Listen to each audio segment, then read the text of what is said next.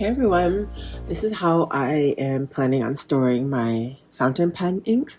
I made a purchase from Ferriswheel Press for Cyber Monday and have outgrown my two containers. These are actually these two containers that I bought off of Shopee.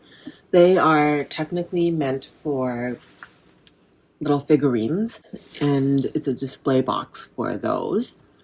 I thought it would be a good height for my tallest fountain pen boxes from Ferriswheel Press, and the littler ones I'm going to put the boxes that are not quite as tall. So it's four, I don't want to move it too much, but four shelves, and it has a plastic lid. So, for example, if my cat got on my desk and she tried to, move them down or paw at them, they would at least have some sort of protection. But let me show you the box that these come in, because I need to build one more. I don't know if this is going to be the final location for this, but for right now, because I use fountain pens for the majority of my writing, it's really nice to be able to see everything right in front of you, and you can pick a color when you're packing out or when you're filling out your different fountain pens. This is the box that it comes in. This is called a wall-mounted storage box, and I purchased this off of Shopee from a seller, I guess, that does a lot of business in China, because this is simplified Chinese. I think there is a choice between colors, like there was white, yellow, purple. I don't know what other colors specifically, but the listing that I saw for this item was just those colors, and it came like in a pretty solid box, so there was no damage. And I was suggesting this to my brother as well. I think he was using it for cologne or other types of like small skincare items, but I got these specifically for fountain pen inks because I didn't want to store it in a drawer, because I'm not as, I guess, inclined to get it if it's not super accessible or if it's not right in front of me. I think it's like an ADHD thing probably. So it comes just like this, packaged in plastic, and you get different items that you have to assemble yourself. So it's not hard though. Get a little wall-mounted sticker, so you just peel the sticky part off of this side and stick it to the wall. And on the back of this, there's a section where it could fit. So if you imagine this piece was on the wall, it could stick on the wall. I guess you could also do it just for stabilization on the bottom. Not sure how that looks. I have never used this though, because I haven't thought it would be a good idea to stick it to the wall. It's not permanent for me yet, this location that I showed on the desk. So you essentially get 3 shelves that you have to assemble. This back portion, which kind of has this click in, you just have to open it up, and it doesn't really click, it clicks a little bit, and then you open it up to create the 4 walls, and it really locks together once you get the shelves in.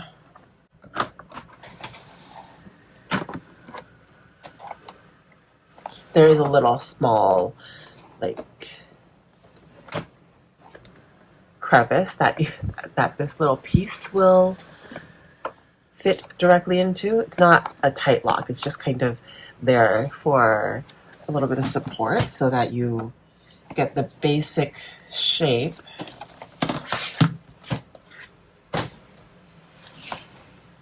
and formation to connect the rest of your pieces.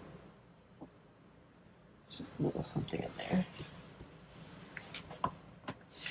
Okay, so that's the base of it. I think it's the same. So there's no real up or down for this.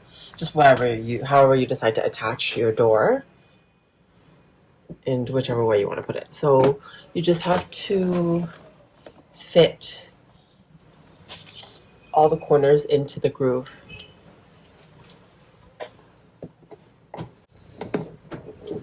Make sure things are lined up.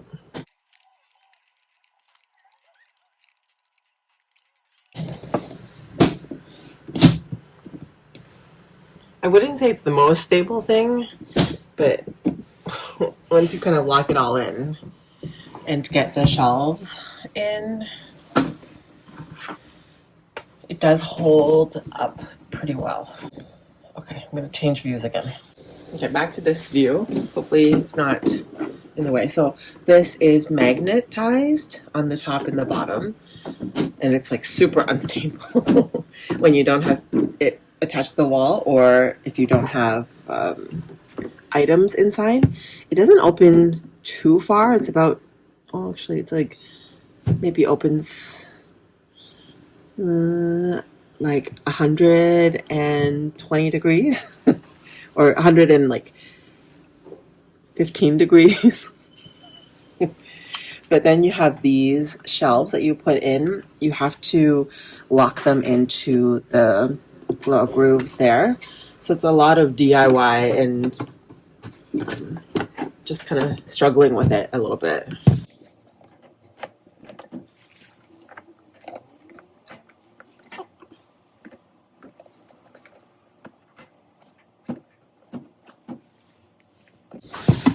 Didn't click in on this side.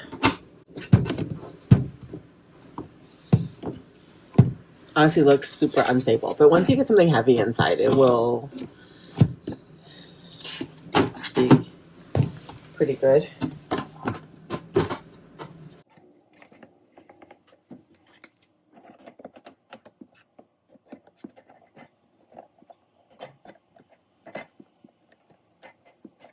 This is a good idea for like small apartment spaces if you have not that much desk space. So I think I'm gonna go Fairy Tales inks right at the top. So if you can see that, you can fit about 5 across. We're kind of going to go in rainbow order. So did the pinks and then the reds, which goes into orange. So I know I have one ink coming in, so I'm going to skip that. I have a reddish ink coming in. I think it'll fit here in the middle. And I'll get the oranges started in the next one.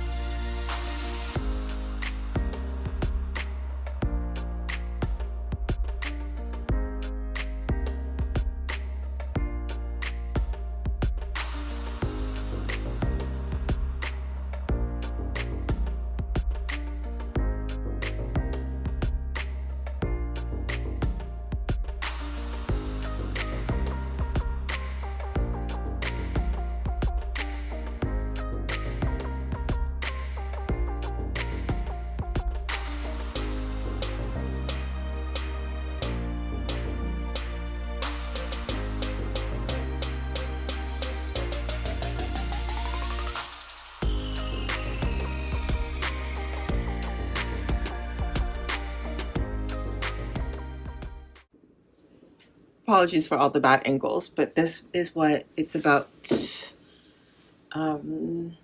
able to fit. I think I'm going to have one more like reddish ink that's going to go here. But I can't fit any more things unless I get a whole bunch of gray, or if I get a bunch of everyday inks. I'm completely full for fairy tales now.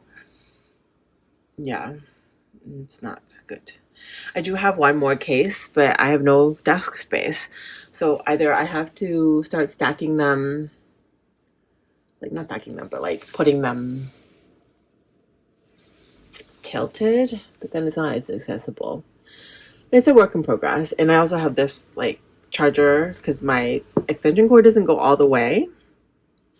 I might just end up moving the extension cord to the other side. I don't know. I guess I never really thought that my Cyber Monday order would push me over so much for storage. It's not great.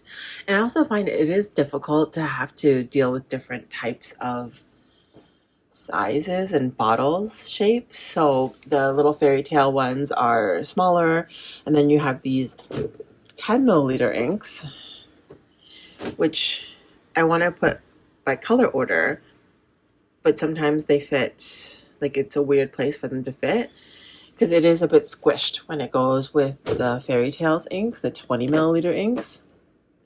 I don't know if all these little ones should go somewhere else, but I kind of enjoy having it spaced by color family. And then on this very side, you can see there's just about space for 4 bottles of everyday ink. And my calligraphy ink is up on top because there's no other space for it. I have to rethink this. I might have to set up the fourth container. But I do like having this very accessible option of just opening, grabbing one of the ink bottles, even if it's like slightly a little bit difficult. It's visually very appealing to me to have everything color coded behind like a case. So that is my